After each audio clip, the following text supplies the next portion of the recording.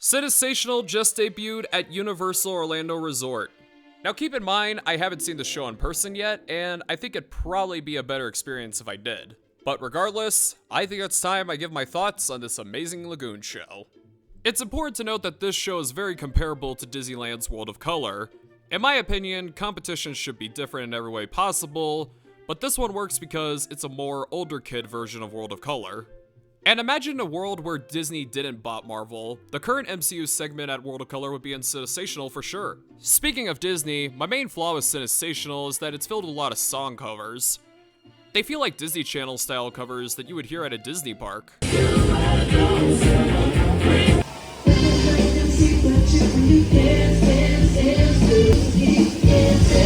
So why can't you use the original singer? However, the song remixes are really good. Like seriously, once it gets to Ghostbusters and Back to the Future, it definitely feels like you're in a nighttime show version of your favorite movie.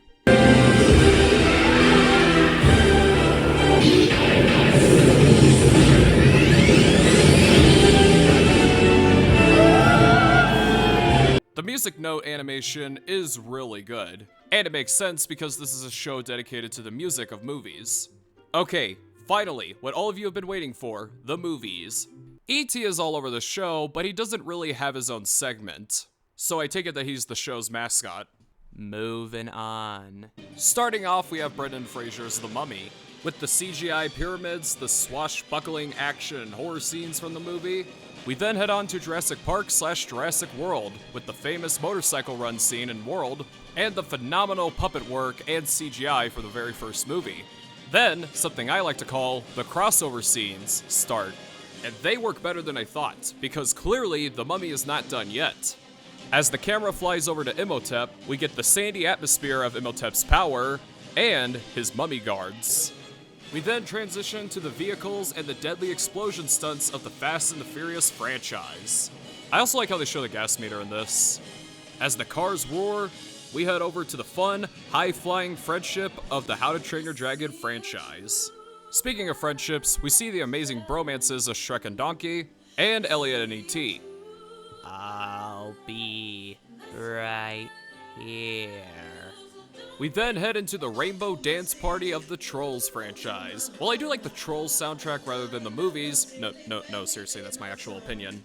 The Trolls segment is way too long. I could see why because of the new Troller coaster, and because Trolls is popular with kids, but come on, other movies could have had longer segments. Or maybe even other DreamWorks movies. We then move away from the fun dance party to the dark and gloomy and rainy and thunder atmosphere, with what looks to be some sort of gothic band walking our way. Evansetti.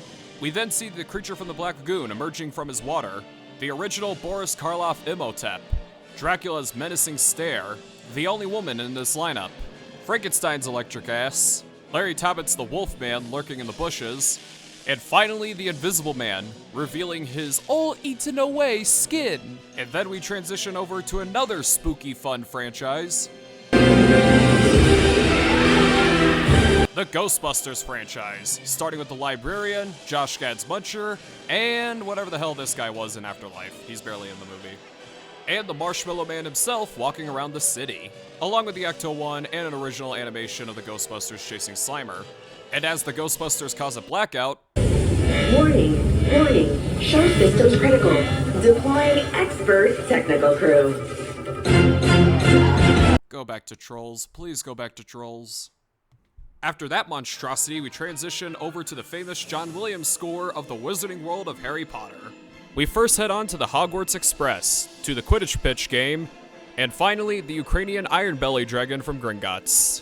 We also have the one and only Great Hall, and finally over to the music and the famous creatures of the Fantastic Beasts spin-off series. I haven't seen those movies in a long time. The first one was pretty good, the second one was bad, and Secrets of Dumbledore was very bland. I forgot it exists. We also have the Gold Platypus, I love that thing. And of course we meet up with Buckbeak, just like Flight of the Hippogriff. And now it's Lover's Hour, between Ron and Hermione, Shrunk and Fiona, Hiccup and Astrid. Why? Donkey and the Dragon? Now onto the Simp song of the 2020s, sung by Jack Black himself, Peaches from the Super Mario Bros. Movie. And hey, Super Nintendo World's gonna be opening soon, so better now than ever. And with the help of Bowser's scary mouth, then we transition to the spooky music of Jaws. With the red atmosphere symbolizing blood, the most gruesome moments in the climax, and the famous Fed itself, definitely does help you experience the first ever summer blockbuster. And with a interesting transition at that, we have Optimus Prime heroically superhero landing from the sky, Bumblebee, and the evil Megatron. This is probably the most disappointing segment from the entire show because why do you only show 3 of the characters? I get that they're the only meet and greet characters, but come on. Heck, the arrival scene from the first movie would have been perfect for Cinesational given the music. Heck, Ironhide supposedly comes out of the pool. Then, with a bloody, brainy atmosphere, we transition into Peter Jackson's King Kong. With a standoff between King Kong and the V-Rex, along with Andy Serkis's amazing motion capture. We then head into another crossover segment with Optimus Prime versus Starscream. Yeah, that part's a little hard to see. Gollum Kong on the Empire State Building. And finally, Zool, aka the Gatekeeper or the Keymaster, and Gozer's Temple. There is no puppy, only Zool. But as all hope seems lost,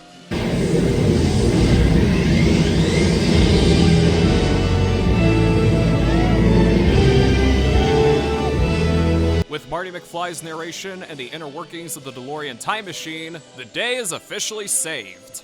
We then get a nice little ending collage with the Scarab scene from The Mummy, Hiccup riding Toothless with his awesome mask, the CGI chase scene from Jurassic Park.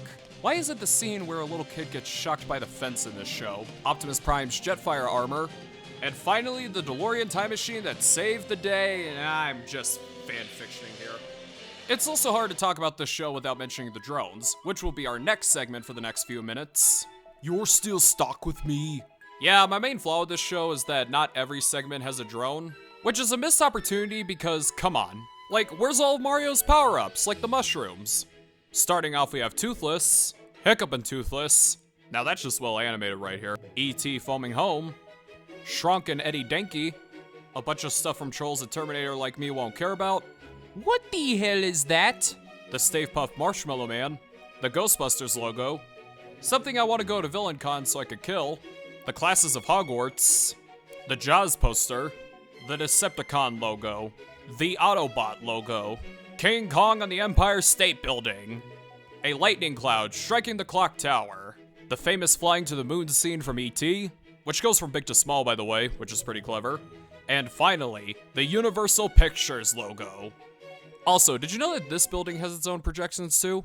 First, we have the CGI sun and the CGI pyramids, the Jurassic Park logo, the Indominus Rex, the hieroglyphics of Egypt, and Imhotep's sand dune head, the racing at night streets. Okay, I don't know why, but I thought this show was gonna have a segment for Paul Walker.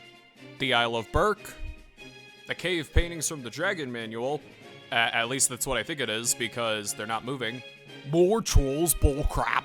The occult Egyptian symbol, Dracula's bat homies, Dr. Frankenstein's lab equipment, the Wolfman of the Dark Forest, and finally the Invisible Man unwrapping his all eaten away skin.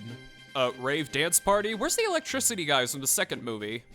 The Labs of Gru's G logo, a wolf from the Magic of Wands, Hogwarts itself, the candles of the Meat Hall, the famous moon from Shrek 2, the famous ending kiss from Shrek 1, the mini stars from Mario Party 9, Donkey's Kong, You big monkey! Princess Peach herself, diving into the ocean, the inside of a transformer, the cube itself, the building for Reina Kong. I actually did not notice that until I was editing this video, wow. And finally, the clock tower of Hill Valley.